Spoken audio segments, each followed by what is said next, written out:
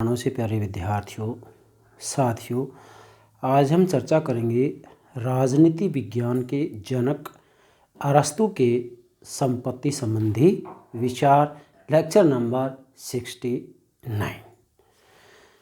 Dear students, आज का topic बहुत ही महत्वपूर्ण है। आज हम उस अवधारणा पर चर्चा करेंगे जो कि किसी न किसी रूप में आधुनिक युग में समस्याओं का केंद्र बिंदु है। व्यक्तिगत जीवन में भी, पारिवारिक जीवन में भी, सामाजिक जीवन में भी, राजनीतिक जीवन में भी, और वह अवधारणा है प्रॉपर्टी, संपत्ति। बेटा, अरस्तु ने संपत्ति के बारे में अपने क्या विचार दिए हैं, प्रॉपर्टी के बारे में अरस्तु क्या कुछ कहते हैं, आज हम इसकी चर्चा करेंगे। और बेटा, आज का लेक्चर इतना महत्वपूर्ण है कि आज के लेक्चर से आप अपने दैनिक जीवन के बारे में भी बहुत कुछ सीख सकते हैं। ये आपको ध्यान में रखना है। ठीक है, राजनीति विज्ञान आपका विषय है, तो आपका जो पाठ्यक्रम है उसमें अरस्तु है, अरस्तु के संपत्ति संबंधी विचार भी हैं, तो वो तो समझना है। लेकिन अरस्तु के संपत्ति संबंधी विचारों के माध्यम से हम अपने दैनिक जीवन में भी इनके जो महत्वपूर्ण विचार हैं उनको स्वीकार करें, पारिवारिक जीवन में भी इनके जो महत्वपूर्ण विचार हैं उनको स्वीकार करें। जैसे अरस्तु ने कहा है कि संपत्ति अपने आप में एक साधन है, साध्य नहीं है, जबकि आज की दुनिया के लोगों ने संपत्ति को एक साध्य बना दिया है, साधन नहीं मान रहे हैं। और संपत्ति को जब साध्य बना दिया जाता है तब मनुष्य चारों तरफ दुखों से घिर जाता है। ये भी आपको ध्यान में रखना है। कैसे, मैं समझाऊंगा। तो सबसे पहले तो आप नोट करेंगे अरस्तु की संपत्ति संबंधी विचार, लेक्चर नंबर 69। डियर स्टूडेंट्स, यदि वास्तव में आप अरस्तु के संपत्ति संबंधी विचारों को गंभीरता से समझना चाहें तो बेटा, इसके लिए सबसे पहले ये जानना जरूरी है कि अरस्तु के जो गुरु थे, कौन थे बेटा अरस्तु के गुरु? प्लेटो। और प्लेटो के गुरु कौन थे बेटा? सुकरात। तो अरस्तु के गुरु प्लेटो ने अपनी जो विश्व प्रसिद्ध रचना रिपब्लिक लिखी, अंतिम रचना प्लेटो की द लॉज है। तो प्लेटो ने अपनी रचना रिपब्लिक में जो साम्यवाद का सिद्धांत दिया था, साम्यवाद का सिद्धांत मैं आपको समझा चुका हूँ, प्लेटो का साम्यवाद का सिद्धांत, जो साम्यवाद का सिद्धांत दिया था, इसके अंतर्गत प्लेटो ये कहता है कि समाज के जो 3 वर्ग हैं, प्लेटो ने समाज के 3 वर्ग बताए हैं ना, दार्शनिक, शासक वर्ग, सैनिक वर्ग, उत्पादक वर्ग। तो प्लेटो कहते हैं कि दार्शनिक, शासक वर्ग और सैनिक वर्ग को संपत्ति से अलग रखा जाएगा, परिवार से भी अलग रखा जाएगा। मतलब प्लेटो कहते हैं कि दार्शनिक, शासक वर्ग और सैनिक वर्ग को, जिसे कि प्लेटो ने अभिभावक वर्ग की संज्ञा दी है, संरक्षक वर्ग की संज्ञा दी है। तो दार्शनिक, शासक वर्ग और सैनिक वर्ग किसी भी रूप में संपत्ति को अपने पास नहीं रखेंगे। इसी के साथ में दार्शनिक, शासक वर्ग, सैनिक वर्ग स्थायी रूप में विवाह भी नहीं करेंगे। मतलब प्लेटो ने ये कह दिया था कि भाई दार्शनिक, शासक वर्ग और सैनिक वर्ग को परिवार से और संपत्ति से दूर रखा जाएगा, मतलब कंचन और कामनी से दूर रखा जाएगा। प्लेटो ने अपनी रिपब्लिक में ये बात बताई थी कि भाई दार्शनिक, शासक वर्ग और सैनिक वर्ग को जो है संपत्ति से अलग रखा जाएगा।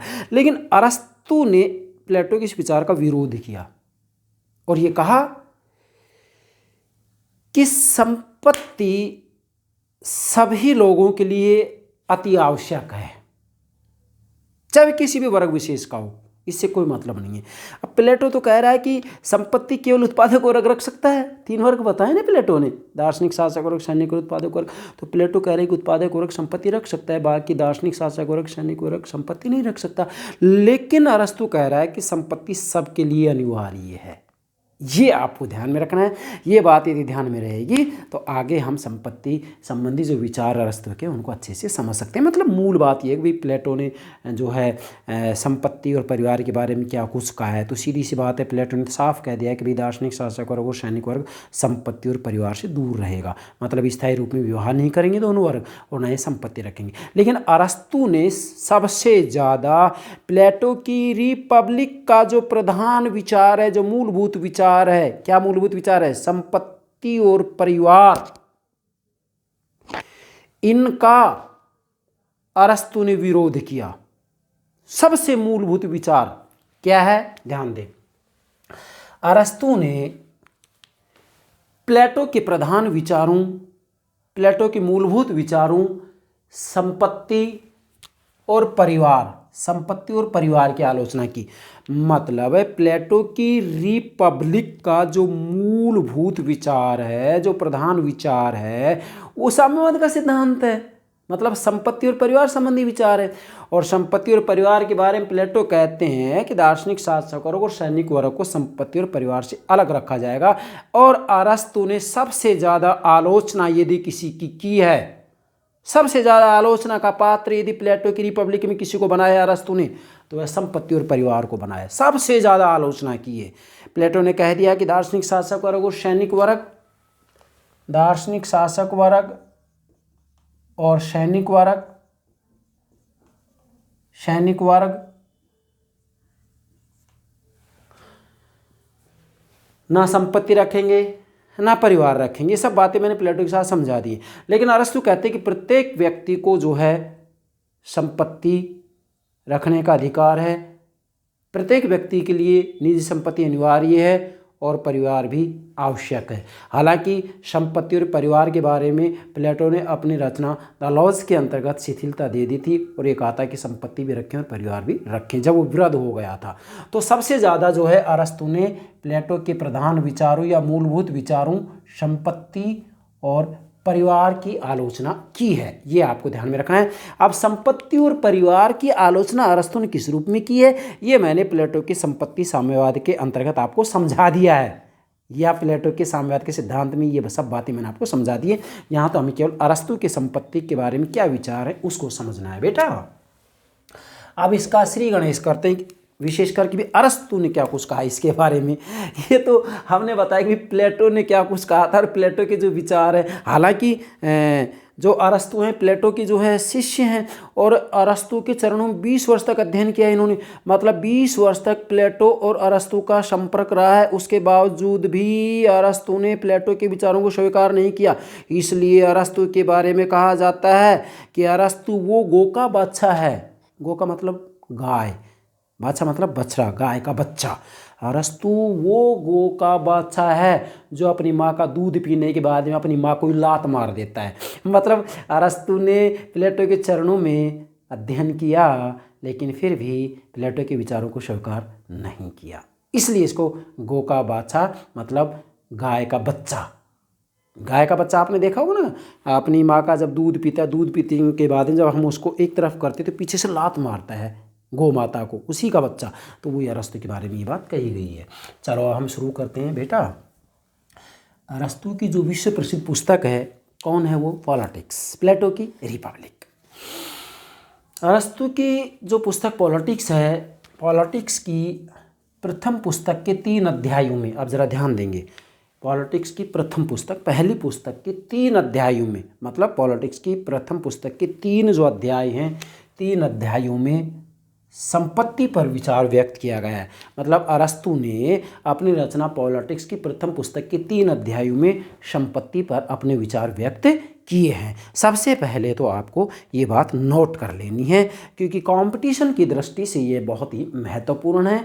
और वैसे देखा जाए तो स्नातक स्तर और स्नातकोत्तर स्तर की परीक्षाओं में भी अरस्तु के संपत्ति संबंधी विचार आपसे पूछे जाते हैं। मैं अरस्तु के संपत्ति संबंधी विचार और अरस्तु के परिवार संबंधी विचार इन दोनों की चर्चा करूंगा। पहले आपको अरस्तु के संपत्ति संबंधी विचार समझाऊंगा और ये जैसे ही बात संपन्न हो जाएगी उसके बाद में अरस्तु के परिवार संबंधी विचार भी आपको समझाए जाएंगे। क्योंकि अरस्तु ने सबसे ज़्यादा जो आलोचना की है वह प्लेटो के संपत्ति और परिवार संबंधी विचारों की ही की है। इसलिए इन दोनों के ऊपर मैं अलग अलग से लेक्चर अपलोड करूँगा।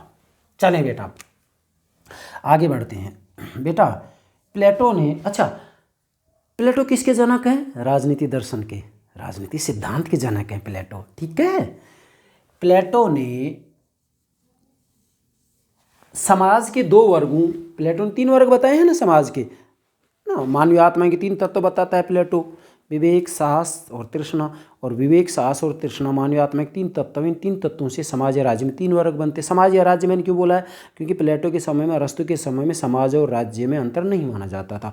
तो विवेक, साहस और तृष्णा तीन तत्व हो गया आत्मा के, तीन तत्वों से तीन वर्ग बनते हैं। विवेक से दार्शनिक शासक वर्ग, समाज में जितने भी विवेकवान व्यक्ति हैं। साहस से सैनिक वर्ग, समाज में जितने साहसी लोग हैं उससे सैनिक वर्ग का निर्माण होता है। और क्षुधा तृष्णा से उत्पादक वर्ग का निर्माण होता है। तो तीन वर्ग बताए ना प्लेटो ने, दार्शनिक शासक वर्ग, सैनिक वर्ग, उत्पादक वर्ग। तो प्लेटो क्या कह रहे हैं कि प्लेटो ने जो दो वर्ग हैं, प्रथम दो वर्ग दार्शनिक शासक वर्ग, सैनिक वर्ग, मतलब दार्शनिक शासकों और सैनिकों के लिए संपत्ति का निषेध किया है। अब जरा ध्यान दें, प्लेटो ने समाज में तीन वर्ग बताए हैं, दार्शनिक शासक वर्ग, सैनिक वर्ग, उत्पादक वर्ग। तो प्लेटो ने जो प्रथम दो वर्ग हैं, शासक और सैनिक ना, इनको क्या नाम दिया है दो वर्गों को? प्लेटो ने इनको अभिभावक वर्ग या संरक्षक वर्ग की संज्ञा दी है। ध्यान रखेंगे बेटा, दार्शनिक शासक वर्ग और सैनिक वर्ग को प्लेटो ने अभिभावक वर्ग या संरक्षक वर्ग की संज्ञा दी है। तो इन दो वर्गों के लिए प्लेटो ने संपत्ति का निषेध किया है, अर्थात ये कहा है कि इनके पास किसी भी रूप में संपत्ति नहीं होगी, ये सोना चांदी को हाथ भी नहीं लगाएंगे।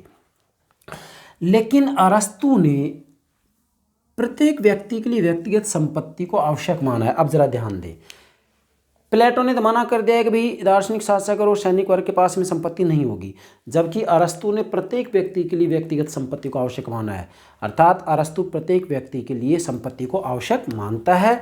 और अरस्तु कहता है कि व्यक्तित्व के, पर्सनालिटी के, व्यक्तित्व के विकास और आनंद का स्रोत संपत्ति है। मतलब अरस्तु कहते हैं कि व्यक्ति की व्यक्तित्व का विकास और आनंद का जो स्रोत है वो संपत्ति है। अगर व्यक्ति के पास संपत्ति नहीं होगी तो उसके व्यक्तित्व का, उसकी पर्सनैलिटी का विकास नहीं हो सकता और उसको किसी भी रूप में आनंद की प्राप्ति नहीं हो सकती। ये अरस्तु का कहना है। इसलिए कहते हैं कि भाई अगर आप सभी व्यक्तियों को सुखी बनाना चाहते हैं, सबको आनंद में देखना चाहते हैं, सबकी व्यक्तित्व को विकास करना चाहते हैं, तो सबके पास संपत्ति होनी ही चाहिए, ये अरस्तु कहते हैं।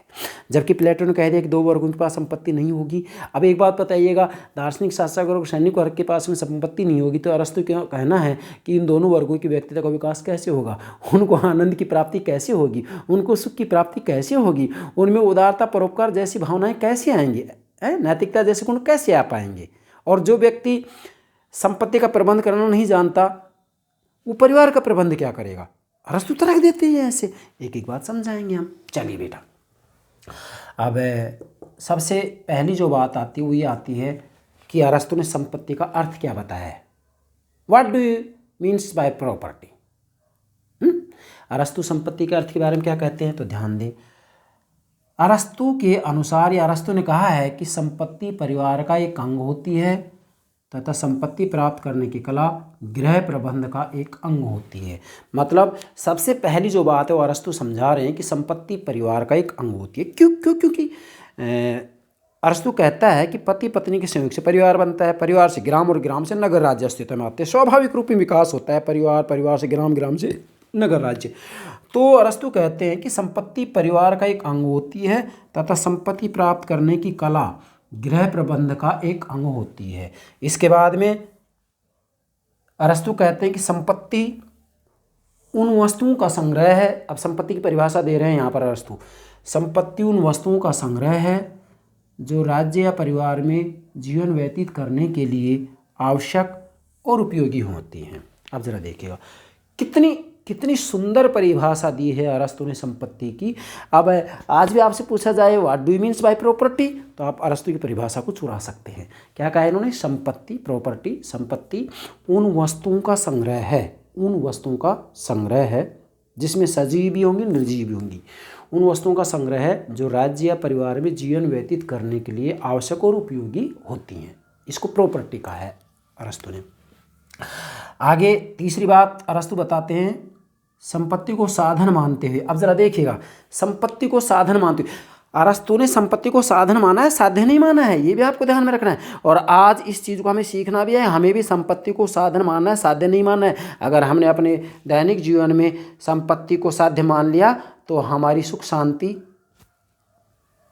मैं कहूँगा कि भंग हो जाएगी, शुद्ध शांति काफूर हो जाएगी, भंग हो जाएगी, हम अशांत हो जाएंगे। ऐसा नहीं हो, संपत्ति तो एक साधन है। तो संपत्ति को साधन मानते हुए अरस्तु ने कहा है कि दैट इंट्रोड को मैं ले रहा हूँ मैं, संपत्ति परिवार व राज्य में प्रयोग किए जाने वाले उपकरणों या साधनों का संग्रह। अब जरा देखिएगा, संपत्ति को साधन माना है ना अरस्तु ने, तो अरस्तु कह रहे हैं साधन मानते हैं संपत्ति के बारे में, संपत्ति परिवार या राज्य में प्रयोग किए जाने वाले उपकरणों या साधनों का संग्रह है। साधनों का, तो ये प्रॉपर्टी जो है संपत्ति, इसको इन्होंने एक साधन माना है, तो ये संपत्ति का सामान्य सा अर्थ हो गया। इसके बाद में ये तो जो है आपकी पहली बात होगी। दूसरी बात, दूसरा भाग, संपत्ति का उद्देश्य अथवा औचित्य, अर्थात अरस्तु ने संपत्ति का क्या उद्देश्य बताया है, क्या औचित्य बताया है, इसके बारे में भी हम चर्चा करेंगे। अरस्तु ने संपत्ति के उद्देश्य एवं औचित्य के बारे में 7 बातें बताई है। नंबर 1, यह मतलब संपत्ति, यह सामाजिक अर्थव्यवस्था का एक सामान्य अंग है। क्या?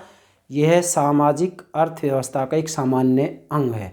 अर्थात वास्तव में यदि संपत्ति नहीं होगी, यदि व्यक्तियों को संपत्ति रखने का अधिकार नहीं दिया जाएगा, कुछ लोगों को संपत्ति रखने का अधिकार दिया जाएगा, जैसा कि प्लेटो ने किया है कि भी केवल उत्पादक वर्ग संपत्ति रख सकता है, तो इससे क्या होगा कि सामाजिक जो अर्थव्यवस्था है वो सामाजिक अर्थव्यवस्था विकसित नहीं हो पाएगी। यह है मतलब संपत्ति। दूसरा उद्देश्य औचित्य संपत्ति का, यह परिवार के अस्तित्व और संचालन के लिए अपरिहार्य है। मतलब यह मतलब संपत्ति। अरस्तु ने दूसरा औचित्य बताया संपत्ति का कि संपत्ति परिवार के अस्तित्व और परिवार के संचालन के लिए अपरिहार्य अनिवार्य है। मतलब बिना संपत्ति के ना तो परिवार के अस्तित्व की सुरक्षा की जा सकती है और ना ही परिवार का संचालन अच्छे से किया जा सकता है। भाई फैमिली को संचालित करने के लिए प्रॉपर्टी अति आवश्यक है, संपत्ति अति आवश्यक है, और बिना संपत्ति के परिवार का अस्तित्व रह ही नहीं सकता। ठीक है।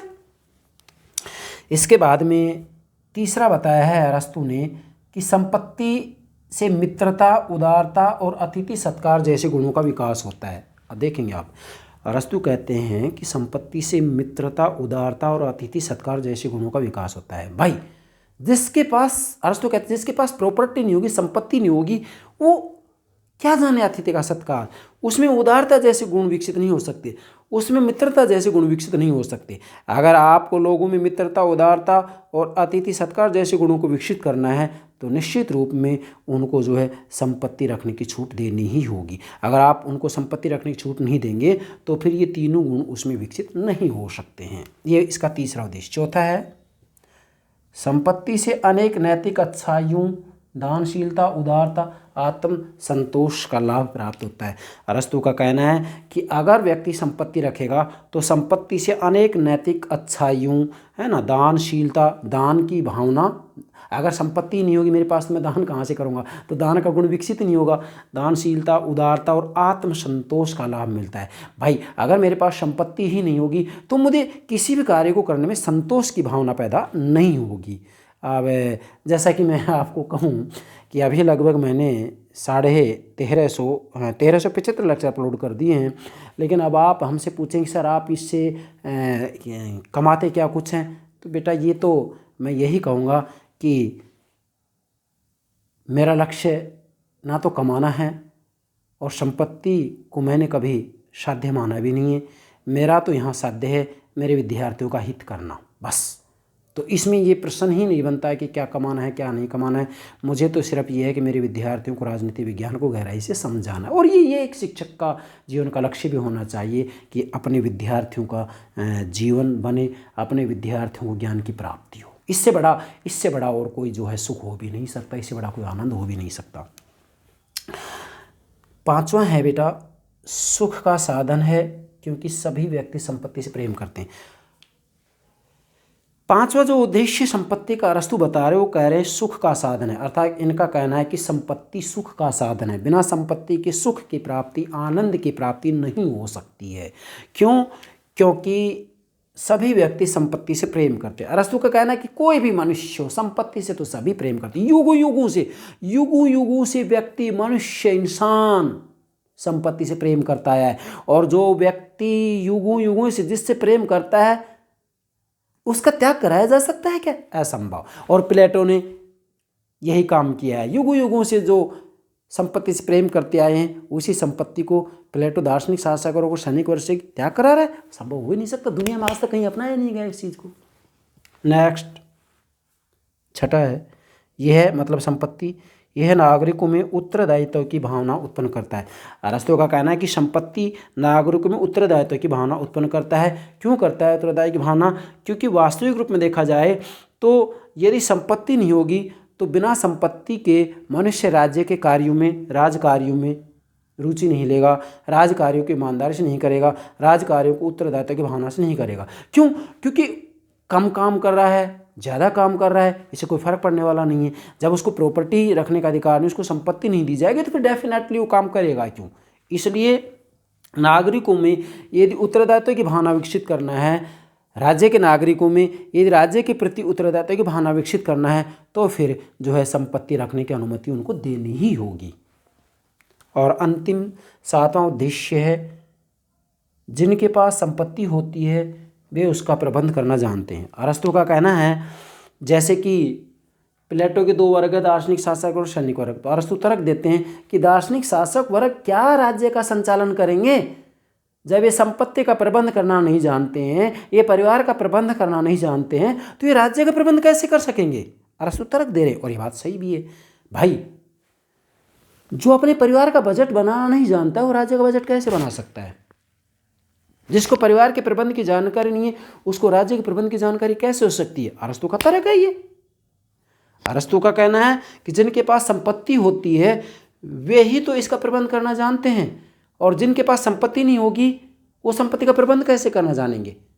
तो प्लेटो के दार्शनिक शासक वर्ग, सैनिक वर्ग के पास संपत्ति नहीं है, तो अरस्तु का कहना है कि वो जो है संपत्ति का प्रबंध कैसे करेंगे, फिर राज्य का प्रबंध कैसे करेंगे। तो अरस्तु ने कहा है कि ये संपत्ति का जो है एक औचित्य है कि जिनके पास संपत्ति होती है वही इसका प्रबंध करना जानते हैं, जिनके पास संपत्ति नहीं होती है उसका प्रबंध भी नहीं कर सकते, और जो परिवार का प्रबंध करना नहीं जानते वो राज्य का प्रबंध भी कैसे कर सकते हैं। अरस्तु का तर्क है। तो ये अरस्तु ने संपत्ति के जो है 7 उद्देश्य औचित्य बताए हैं। ये 7 के 7 उद्देश्य औचित्य आप नोट कर लेंगे। इसके बाद में तीसरी बात आती है क्या? संपत्ति के प्रकार। संपत्ति के प्रकार की बात आती है तो अरस्तु ने संपत्ति के 2 प्रकार बताए हैं, सजीव संपत्ति, निर्जीव संपत्ति। सजीव संपत्ति, निर्जीव संपत्ति। नोट करो, सजीव संपत्ति, निर्जीव संपत्ति। फिर से बोल रहा हूँ, अरस्तु ने संपत्ति के 2 प्रकार बताए हैं, सजीव संपत्ति, निर्जीव संपत्ति। बेटा सजीव संपत्ति के अंतर्गत अरस्तु ने कहा है कि सजीव संपत्ति में दास, पशु, हाथी, घोड़ा आदि आएंगे।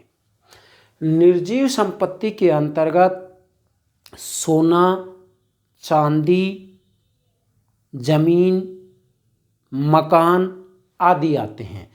तो अरस्तु ने कहा है कि भी संपत्ति के 2 प्रकार हैं, सजीव और निर्जीव, और जो संपत्ति है जिसके 2 प्रकार है, सजीव और निर्जीव, ये दोनों ही जो है परिवार के अंग माने हैं। जैसा कि शुरू में ही अरस्तु ने बता दिया है, संपत्ति परिवार का एक अंग होती है। तो संपत्ति परिवार का एक अंग होती है, इसका मतलब परिवार का जो अंग है वो संपत्ति है। तो संपत्ति के 2 प्रकार है, सजीव और निर्जीव। तो सजीव संपत्ति और निर्जीव संपत्ति दोनों परिवार का अंग है। इसलिए अरस्तु ने दासता का समर्थन किया है, इसलिए अरस्तु ने दास प्रथा का समर्थन किया है, क्योंकि दास परिवार की संपत्ति। कैसी? निजी, निर्जीव या सजीव? निर्जीव या सजीव? यस, सजीव। सजीव संपत्ति दास। अरस्तु ने कहा है कि स्वस्थ परिवार में दोनों संपत्ति आवश्यक है। अरस्तु का कहना है कि एक स्वस्थ परिवार के लिए सजीव और निर्जीव संपत्ति दोनों ही आवश्यक है। इसलिए अरस्तु ने सजीव संपत्ति के अंतर्गत दास की चर्चा की है, और इसीलिए कहा है कि एक स्वस्थ परिवार के लिए दास का होना भी जरूरी है। दास प्रथा का इस आधार पर समर्थन किया है। नेक्स्ट, चौथी बात, संपत्ति की विशेषताएं। अरस्तु ने अपने संपत्ति संबंधी विचार के अंतर्गत संपत्ति का जो अर्थ बताया है उस अर्थ के आधार पर संपत्ति की 2 विशेषताएं उभर कर सामने आती हैं। पहली है समाज की सेवा करती। अरस्तु का कहना है कि वास्तविक रूप में संपत्ति उसी को माना जाएगा जिसके लिए समाज स्वीकृति देगा, राज्य स्वीकृति देगा। जिसको समाज की स्वीकृति नहीं मिली है, राज्य की स्वीकृति नहीं मिली है, वो संपत्ति नहीं मानी जाएगी, वह संपत्ति नहीं हो सकती है। तो संपत्ति के लिए समाज की स्वीकृति जरूरी है, पहली बात। दूसरा, राज्य का संरक्षण। दूसरा, अरस्तु ने कहा है कि संपत्ति जो है राज्य के संरक्षण में होनी चाहिए, संपत्ति को राज्य का संरक्षण प्राप्त होना चाहिए। फिर वह संपत्ति चाहे व्यक्तिगत हो या सार्वजनिक संपत्ति हो, व्यक्तिगत संपत्ति को भी, सार्वजनिक संपत्ति को भी राज्य का संरक्षण प्राप्त होना चाहिए। ये जो है संपत्ति की दो विशेषताएं बताइए। इसके बाद में पांचवी बात लेते हैं, पांचवा भाग। बेटा, अरस्तु के संपत्ति संबंधी विचारों में सारी बातें आपको ध्यान में रखनी है, क्योंकि कंपटीशन में किसी भी रूप में कहीं से भी कोई प्रश्न पूछा जा सकता है। मैं आपसे बार बार कह रहा हूँ, हमारा उद्देश्य केवल वाहवाही लूटना, दिखावा करना नहीं है। हमारा जो उद्देश्य है, गंतव्य है, लक्ष्य है, वो क्या है? राजनीति विज्ञान को समझाना। संपत्ति की सीमाएं वास्तविक रूप में देखा जाए तो भले ही अरस्तु ने ये कहा कि सभी व्यक्तियों के लिए संपत्ति आवश्यक है, रखें संपत्ति, लेकिन संपत्ति की एक सीमा है। संपत्ति को सीमित रूप में रखा जा सकता है, असीमित रूप में नहीं। ये नहीं कि मन चाहे उतनी संपत्ति आप रखेंगे, सीमा से ज़्यादा संपत्ति रखेंगे तो ये दुख का कारण बन जाएगी। और ये सही भी है। आज आप देख सकते हैं जिनके पास बहुत ज़्यादा प्रॉपर्टी होती है, उनको रात्रि में नींद तक भी नहीं आती, बेचैन रहते हैं। तो ऐसे जीवन का भी कोई फ़ायदा नहीं है। संपत्ति की सीमाओं के बारे में अरस्तु ने क्या कहा है?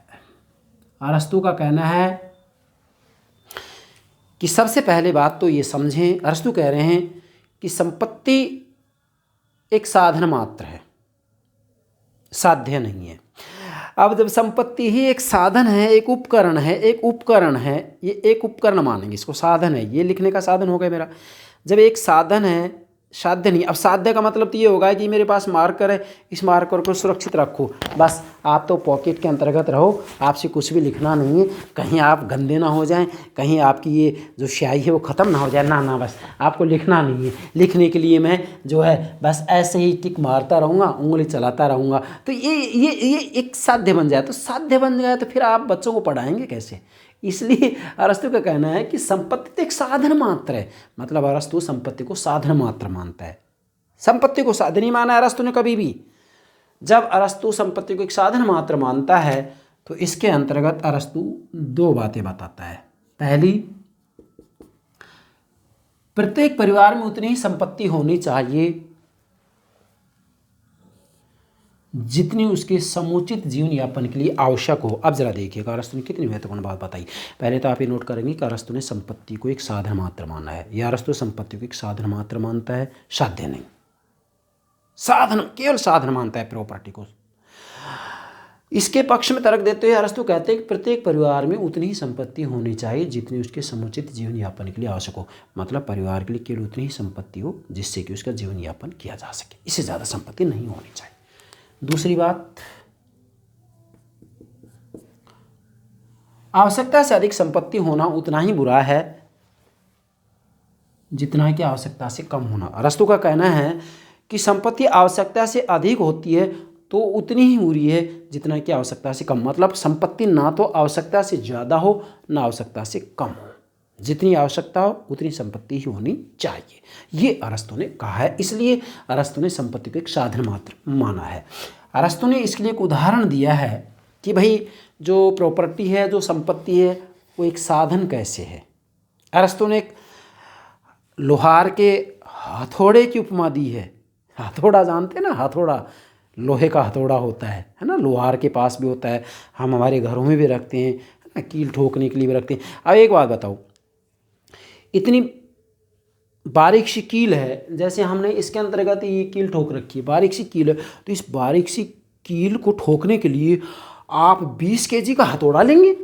नहीं, इसके लिए हल्का सा हथौड़ा पर्याप्त है बस, है ना। तो इसी तरीके से यहाँ पर अरस्तु संपत्ति के बारे में भी तर्क देते हैं कि आपको जिस कार्य के लिए जितनी संपत्ति चाहिए उतनी संपत्ति होनी चाहिए, बस ज़्यादा की जरूरत ही कहाँ आ रही है। क्या कह रहे हैं अरस्तु? अरस्तु ने एक उदाहरण दिया है, जैसे अपना कार्य करने के लिए हथौड़ा भारी हो पर उसके भार को सीमित रखा जाना चाहिए कार्य के आधार पर। जैसा कार्य उस कार्य के अनुसार ही हथौड़े का भार होना चाहिए। तो अरस्तु कह रहे हैं कि अपना कार्य करने के लिए हथौड़ा भारी हो पर जिस कार्य के लिए आप हथौड़े का प्रयोग कर रहे हैं पर कार्य उसके भार को सीमित करता है। जो कार्य आप करना चाहते हैं, जैसे एक बारीक सी कील ठोक रहे हैं तो उसके लिए आपको हथौड़ा हल्का चाहिए। और अगर आप मान लीजिएगा जमीन के अंतर्गत किसी जो है भारी भरकम सरिये को ठोक रहे हैं तो उसके लिए भारी हथौड़ा चाहिए। तो जैसा कार्य वैसा हथौड़ा, जैसा कार्य उतनी संपत्ति। कार्य जो काम आप कर रहे हैं कार्य उसके भार को सीमित करता है और एक अच्छा लुहार इस सीमा को ध्यान में रखता है। अर्थात जो एक अच्छा लुहार होता है वो इस सीमा को ध्यान में रखता है कि भी जैसा कार्य उस कार्य के अनुरूप ही हथौड़े का भार होना चाहिए। कार्य भारी है, हथौड़ा भारी होगा। कार्य हल्का है, हथौड़ा भी हल्का होगा। ठीक है। तो यहाँ पर जो है अरस्तु ने संपत्ति के बारे में भी ये कहा है कि भी आपका जो कार्य उस कार्य के अकॉर्डिंग, उस कार्य के अनुसार ही आपको संपत्ति रखनी चाहिए। अरस्तु ने तर्क दिया है यहाँ। अरस्तु कहते हैं अत्यधिक संपत्ति का संचय करना उतनी ही बड़ी गलती है जितनी अत्यधिक भारी हथौड़ा बनाना। अब जरा देखिएगा अरस्तु ने कितना अच्छा कहा है यहाँ हथौड़े के आधार पर ही। हथौड़ा जानते हैं ना, लोहे का हथौड़ा होता है जो आगे से लोहा होता है, पीछे उसमें जो है लकड़ी का डंडा डला हुआ होता है। ठीक है बेटा। तो अरस्तु कह रहे हैं कि अत्यधिक संपत्ति का संचय करना मतलब सीमा से ज़्यादा संपत्ति को इकट्ठा करना, अत्यधिक संपत्ति संचय करना उतनी ही बड़ी गलती है जितनी अत्यधिक भारी हथौड़ा बनाना। सीमा से ज़्यादा आप हथौड़े को भारी बना लेते हैं। कार्य आपका यह है कि एक कील को ठोकना है और इसके लिए आप एक हथौड़ा भारी बना लेते हैं जो कि हमसे उठने में भी दिक्कत आए। क्या फ़ायदा है ऐसे हथौड़े का? हल्का हथौड़ा भी तो काम दे सकता है ना।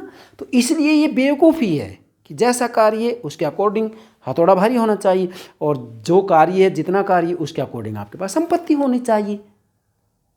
कार्य से ज़्यादा संपत्ति तो नुकसान देगी और कार्य से ज़्यादा भारी हथौड़ा है तो भी उसका कोई फ़ायदा नहीं, नुकसान नहीं देगा, उठाने में दिक्कत आएगी हमको।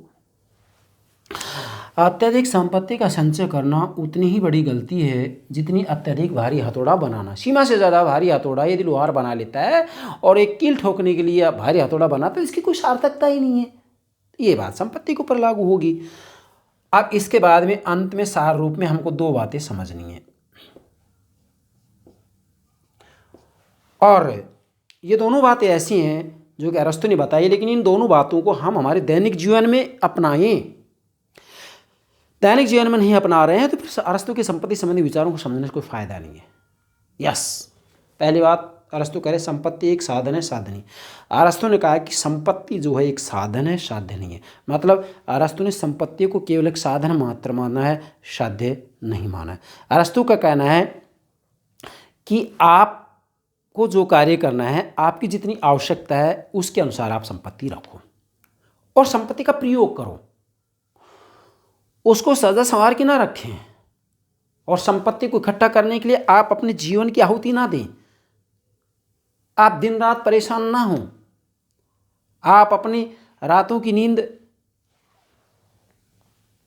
के अंतर्गत खलल ना डालें, आप अपने दिन की बेचैनी को ना बढ़ाएं। इसलिए अरस्तु ने कहा है कि भाई संपत्ति केवल एक साधन मात्र है, साध्य नहीं है। हाँ, अरस्तु कहते हैं कि जब संपत्ति साध्य बन जाती है, जब संपत्ति साध्य बन जाती है या जब असीमित संपत्ति रखी जाती है, असीमित संपत्ति इकट्ठी करने के ऊपर जोर दिया जाता है, तो मनुष्य के अंतर्गत लालच और विलासिता मतलब लालची और विलासी बना देती है। मनुष्य को लालची बना देती है, विलासी बना देती है और अनेक दुर्गुणों का उसमें जो विकास हो जाता है और सद्गुणों का पतन हो जाता है। ये अरस्तु का कहना है। तो मूल बात हमें अपने बारे में, दैनिक जीवन के बारे में सीखनी है कि संपत्ति को बेटा आप केवल एक साधन माने, साधन नहीं, और सीमा से ज़्यादा संपत्ति इकट्ठी ना करें। सीमा से ज़्यादा संपत्ति यदि आप इकट्ठी करने लग जाएंगे तो अरस्तु का कहना है कि भाई इससे लालच, विलासिता जैसे दुर्गुणों का विकास होगा। ये जो है अरस्तु के संपत्ति संबंधी विचार है। इसके बाद में अरस्तु के संपत्ति संबंधी विचार के ऊपर 3 बातें और बची हुई हैं, वो हम अगले लेक्चर में लेक्चर नंबर 70 के अंतर्गत अपलोड कर देंगे। इसके बाद में 71वां जो लेक्चर होगा वो अरस्तु का परिवार संबंधी विचार होगा। अरस्तु के संपत्ति और परिवार संबंधी विचारों को समझना आवश्यक है, क्योंकि अरस्तु के जो गुरु हैं प्लेटो ने भी जो है संपत्ति और परिवार के बारे में अपने विचार दिए हैं। लेकिन प्लेटो ने ये कह दिया कि संपत्ति और परिवार जो है केवल उत्पादक वर्ग रखेगा, दार्शनिक, शासक और क्षणिक वर्ग नहीं रखेगा। लेकिन अरस्तु ने कह दिया है कि संपत्ति तो प्रत्येक व्यक्ति के लिए आवश्यक है, अनिवार्य है, उसके सुख के लिए, उसके आनंद के लिए, उसकी व्यक्तित्व के विकास के लिए जरूरी है। जबकि प्लेटो ने कहा कि संपत्ति दार्शनिक, शासक और क्षणिक वर्ग नहीं रखेंगे, निषेध किया है। तो ये हो गया अरस्तु की संपत्ति संबंधी विचार। हमें पूरा कॉन्फिडेंस है, विश्वास है कि आप अरस्तु के संपत्ति संबंधी विचारों को बेहतर तरीके से, गंभीरता से समझ गए होंगे। क्यों? क्योंकि हम प्रतिदिन इन राजनीतिक विचारकों के विचारों में आपके लिए गोते लगाते हैं, तैरते हैं और डूबते हैं, जिससे कि पश्चिमी राजनीतिक विचारकों के विचारों को हम गंभीरता से, गहराई से, सूक्ष्मता से आपको समझा सके। यस बेटा, okay, thank you very much, thank you very much.